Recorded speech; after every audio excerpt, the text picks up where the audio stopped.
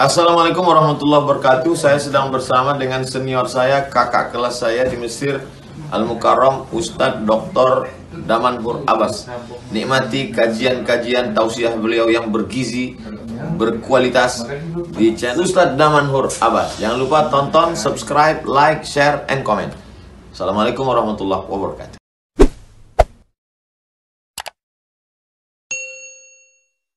Assalamualaikum warahmatullahi wabarakatuh. Alhamdulillahilladzi ahyana ba'da ma amatana wa ilaihi nusyur. Asyhadu an la ilaha illallah lahu da'watul haqq. Hadisun 'alaiha wa awjaba tabsyiri biha wal takum minkum ummatun yad'una ila al-khair wa yamuruna bil ma'ruf wa yanhauna 'anil munkar wa ulaika humul muflihun. Wa asyhadu anna Muhammadan 'abduhu wa rasuluhu بلغ الرسالة وأدى الأمانة ونصح الأمة وكشف الغمة حتى أتانا اليقين ليلها كنهارها لا يزيغ عنها إلا هالك. اللهم صل على سيدنا محمد النبي الأمي الحبيب المحبوب العلي القدر العظيم الجاه وعلى أزواجه أمهات المؤمنين وذرياته وآل بيته وأصحابه أجمعين. Rabbi shrah li sadri wa yassir li amri wahlul 'uqdatam min lisani yafqahu qawli, amma ba'd. Para asatiz yang saya muliakan, ayah bunda yang saya cintai, dan bapak ibu jemaah salat subuh yang dirahmati Allah, marilah senantiasa kita memanjatkan puji dan syukur kita kepada Allah yang telah mengembalikan nyawa kita ke dalam tubuh kita pada saat Allah semalam telah mematikan kita walaupun hanya beberapa saat. Namun alhamdulillah Allah telah menghidupkan kita kembali pada subuh yang berbahagia ini, dan kita memilih untuk bergerak menuju ke rumah Allah untuk memuji. Salawat dan salam mari sama-sama kita panjatkan kepada junjungan kita Nabi besar Muhammad sallallahu alaihi wasallam yang telah membawa umat manusia dari alam jahiliyah ke alam yang penuh dengan ilmu pengetahuan. Kita tidak tahu bagaimana bisa membayangkan dunia ini penuh dengan kegelapan kalau seandainya baginda Rasulullah SAW tidak pernah diutus oleh Allah. Kita tidak tahu cara beribadah, kita tidak tahu cara mengadahkan tangan kita kepada Allah. Kita tidak tahu mengadu jarak antara bumi dengan langit yang begitu jauh. Namun pada saat kita membisikkan di bumi, itu akan terdengar oleh penduduk langit.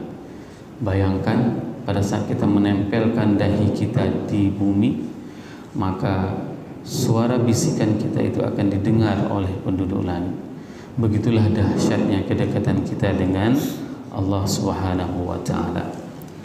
Bapak Ibu jemaah salat subuh yang dirahmati Allah, pada pertemuan sebelumnya kita telah membahas ayat 14 dari surat Al-Buruj, di mana Allah menceritakan tentang bahwasanya beliau adalah Al-Ghafurul Al-Wadud, yang maha pengampun lagi maha mencintai.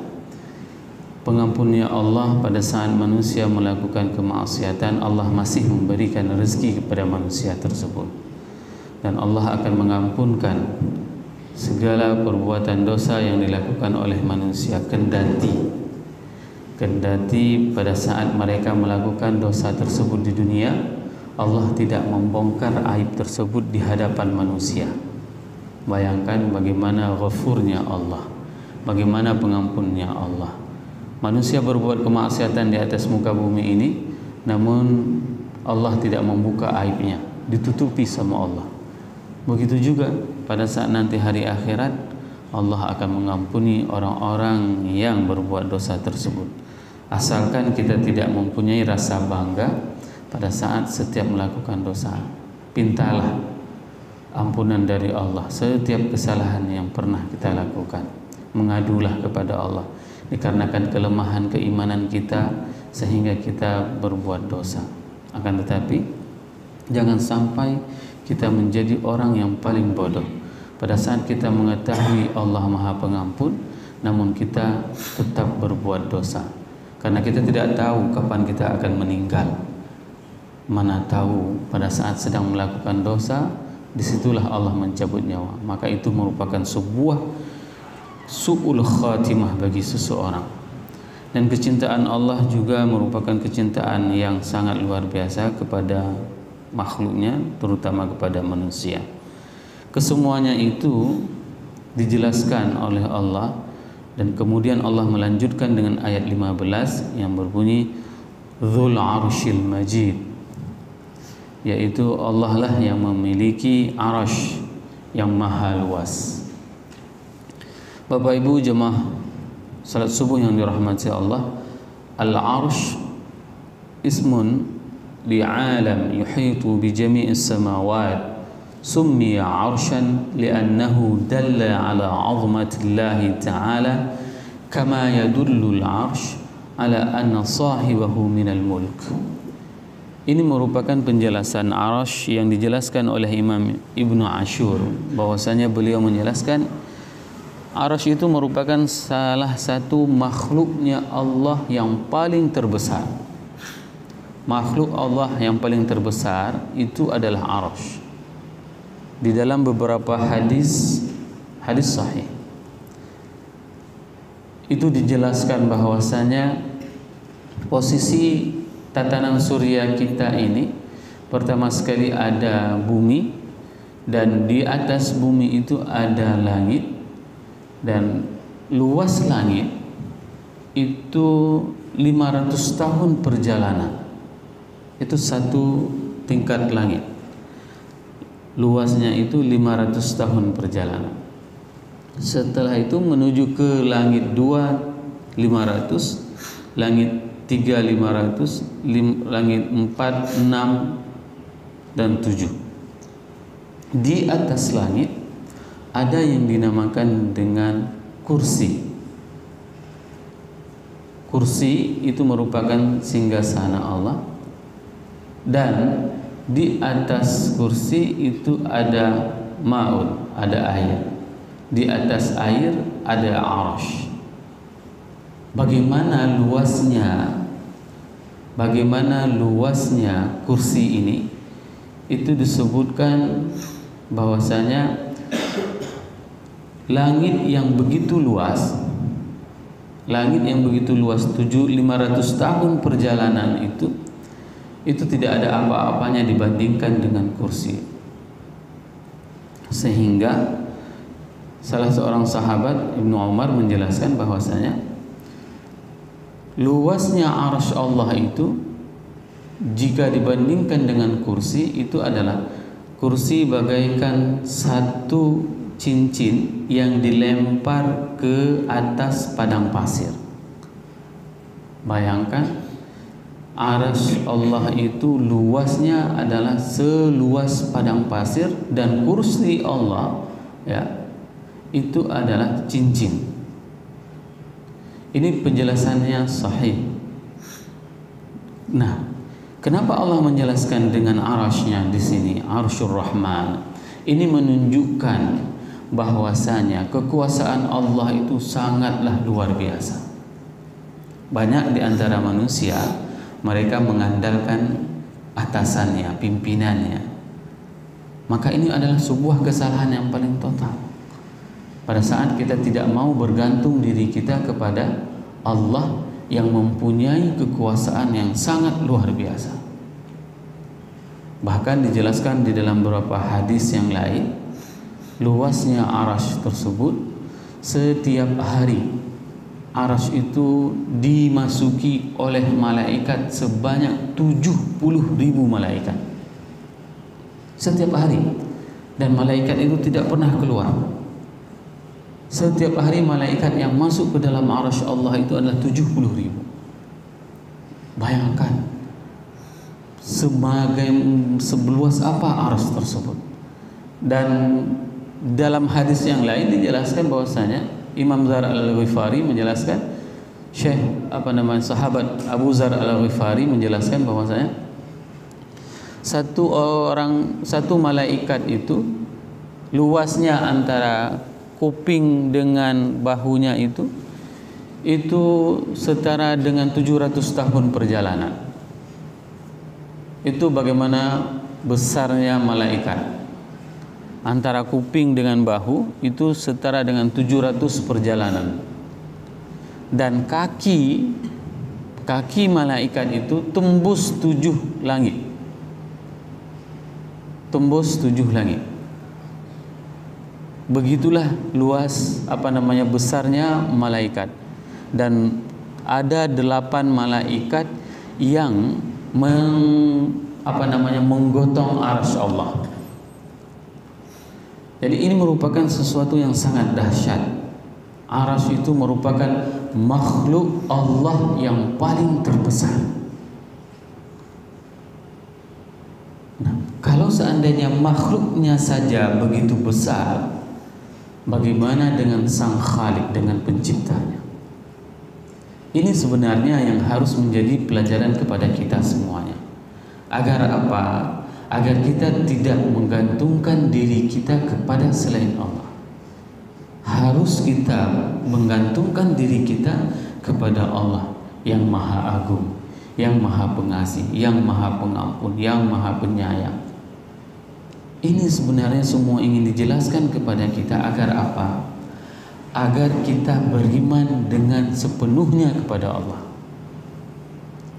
Karena di dalam ayat yang lain Allah menjelaskan kondisi malaikat.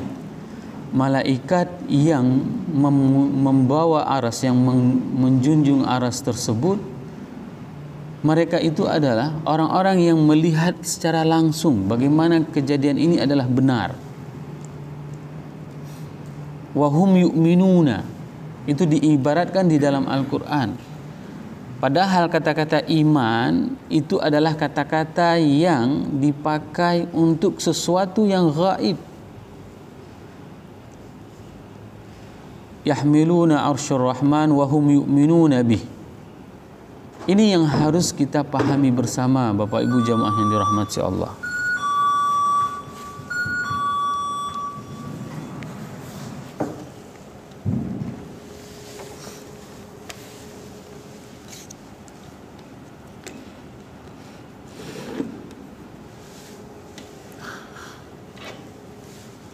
Di dalam ayat yang lain Allah menjelaskan bagaimana posisi malaikat yang menggotong arsy tersebut. Dan kata-kata yang digunakan oleh Allah pada saat menggambarkan, mendeskripsikan malaikat yang menggendong arsy tersebut dengan kata-kata wahum yu'minuna bih, dan mereka beriman kepada Allah. Kenapa dikatakan dengan kata-kata yu'minuna bih padahal mereka melihat langsung dengan mata kepalanya? Malaikat itu melihat langsung bagaimana kekuasaan Allah. Malaikat itu meminta ampun kepada setiap orang yang melakukan dosa. Allah menggunakan kata-kata wahum yu'minuna bih terhadap malaikat penggotong yang menggendong arsy Rahman. Itu dikarenakan apa? Dikarenakan supaya kita yang tidak melihat semuanya itu percaya terhadap apapun yang disampaikan oleh Allah. Sehingga kita tidak perlu menganalisa apapun. Pada saat Allah menjelaskan A adalah benar, maka tidak perlu analisa apapun. Beginilah Allah menginginkan keimanan yang sempurna di dalam hati kita, agar kita tidak pernah menanyakan, agar kita tidak pernah berjidal, berdebat dengan Allah. Apapun yang disampaikan oleh Allah itu adalah sesuatu yang benar, Bapak Ibu jemaah yang dirahmati Allah. Hanya saja kasat mata kita tidak bisa melihat secara langsung. Bahkan pada saat ayat tersebut ditanyakan kepada Syekh Muhammad Mutawalli Sya'rawi, beliau menangis. Wahai Syekh, kenapa Allah di sini mengatakan dengan kata-kata wahum yu'minuna bih kepada malaikat? Bukankah malaikat melihat langsung bagaimana kekuasaan Allah tersebut? Bukankah malaikat melihat bagaimana surga, bagaimana neraka, dan itu merupakan sesuatu yang memang jadi tugas mereka? Kenapa dikatakan dengan kata-kata yu'minun? Pada saat itu Syekh Muhammad Mutawalli Sya'rawi menangis. Beliau mengatakan dan menjawab sambil memegang tongkatnya, agar kita tidak lelah lagi memikirkan tentang keimanan itu. Tidak perlu lagi kepada analisa. Karena sesuatu yang disampaikan oleh Allah itu adalah yang benar. Hari ini kita belum mempunyai keimanan seperti itu. Karena apa? Karena kita tidak melihat dengan kasat mata. Tapi lihatlah, kenapa pada subuh ini kita mau bergegas dari rumah kita untuk menghadiri tempat ini, jauh-jauh datang dari rumah. Kalaulah bukan karena seandainya panggilan keimanan, sungguh kita akan terbaring di atas kasur. Sungguh kita akan memilih untuk tidur di dalam kamar kita, di atas kasur yang empuk. Akan tetapi dikarenakan pilihan kita kepada Allah, mencintai Allah, menyambut terhadap panggilan dari Allah, maka kita menunaikan salat subuh dan menunaikan setiap kebaikan yang disuruhkan oleh Allah Subhanahu wa ta'ala. Al-Majid Al-Azimul Qawi fi naw'ihi. Ini merupakan keagungan dari Allah yang maha kuat. Wa min amsalihim, sebagaimana contohnya, fi kulli syajarin nar wastamjadal al-murush wal ghaffar wa huma syajarani yakthirun qadhun nar min zindihuma. Ini merupakan bagaimana kekuasaan Allah yang Allah tunjukkan kepada kita pada saat Allah menciptakan jagat raya ini dengan luasnya yang sangat luar biasa. Allah menciptakan para malaikatnya dengan bentuknya yang sangat luar biasa. Di dalam beberapa hadis yang lain dikatakan bahwasanya sayap malaikat itu apabila didepakkan, apabila dikembangkan, maka akan tertutup seluruh bumi ini. Itu dengan satu sayap saja. Bayangkan betapa banyak malaikat Allah, dan malaikat tersebut merupakan di antara min jundillah. Bapak Ibu jamaah yang dirahmati Allah, fa'alul lima yurid ista'allaqat iradatuhu bifi'lihi. Ini menunjukkan bahwasanya iradah Allah itu terikat dengan perbuatannya. Fa'alu ala akmali ma ta'allaqat bihi iradatihi wa la yanqisuhu syai'un wa la yubti'u bihi ma arada ta'jilihi. Bahwasanya kesempurnaanlah semua tindakan dari Allah. Tidak ada perbuatan Allah itu yang tidak sempurna. Lihatlah bagaimana pada saat Allah menciptakan manusia ini, tidak ada satupun yang bosan dengan hasil ciptaan Allah. Berbeda dengan hasil ciptaan manusia. Dulu pada saat kami kecil itu ada tren namanya, kalau celana namanya celana arafik. Siapapun yang tidak menggunakan celana tersebut, maka orang tidak akan pernah suka. Tapi kalau misalnya sudah pakai celana arafik, itu sudah keren. Begitu juga pada saat berganti tahun, seorang yang menggunakan celana arafik itu akan dikatakan dengan kuno. Karena pada saat itu orang-orang semuanya sudah tren dengan celana baggy. Celana yang besar di tengah, kecil di bawah. Paling susah pakai celana itu kalau seandainya kita kebelet pada saat kita di hari, maka solusinya sangat berat bagi orang-orang yang menggunakan celana tersebut. Inilah yang dinamakan dengan hasil kreasi manusia. Dia tidak selamanya bisa diterima oleh manusia. Namun di sini Allah menjelaskan bahwasanya fa'alul lima yurid, menunjukkan kesempurnaan setiap keputusan dan perbuatan dari Allah. Lihatlah manusia, tidak ada satu orang pun manusia itu yang diciptakan oleh Allah dengan bentuk yang berbeda. Semua diciptakan kita dengan dua mata, satu hidung, dan tidak ada Allah menciptakan hidung kita di atas kepala. Ini menunjukkan kamal. Dan pada saat kita mempelajari lebih detail bagaimana penciptaan makhluk ini, manusia ini, dan saya sangat takjub, ternyata kita mengkedipkan mata kita itu lebih dari 5.000 kali dalam satu hari. Kenapa bisa? Kalau seandainya ini bukan dikarenakan kesempurnaan penciptaan Allah, maka ini tidak akan pernah terjadi. Bayangkan wiper mobil saja, kalau kita hidupkan terus-terusan tanpa hujan, tanpa air, dia akan berbunyi. Dia akan berbunyi dan dia akan rusak. Tapi lihat mata kita. Pada saat dia membutuhkan, maka dia akan mengkedipkan. Agar apa? Agar dia tidak mengering bola matahari. Ini merupakan salah satu di antara sekian banyak kesempurnaan ciptaan Allah kepada kita. Maka pada saat kita mengetahui dua ayat ini, tadabburilah kepada Allah. Pujilah Allah dengan sebanyak-banyak. Qiyamah wa qu'udan wa ala junubihim. Pada saat kita sedang berdiri kita memuji Allah. Pada saat kita sedang duduk kita memuji Allah. Pada saat kita berbaring kita memuji Allah. Sehingga tidak ada suasana satupun kita akan meninggalkan Allah. Kita tidak akan pernah bermaksiat kepada Allah kalau seandainya kita mengingat bagaimana arasy-Nya Allah, bagaimana besarnya Allah, bagaimana agungnya Allah, dan kita tidak akan pernah bermaksiat kepada Allah kalau seandainya kita mengingat bahwasanya Allah itu adalah fa'alul lima yurid. Sah-sah saja Allah mencampakkan kita ke dalam neraka.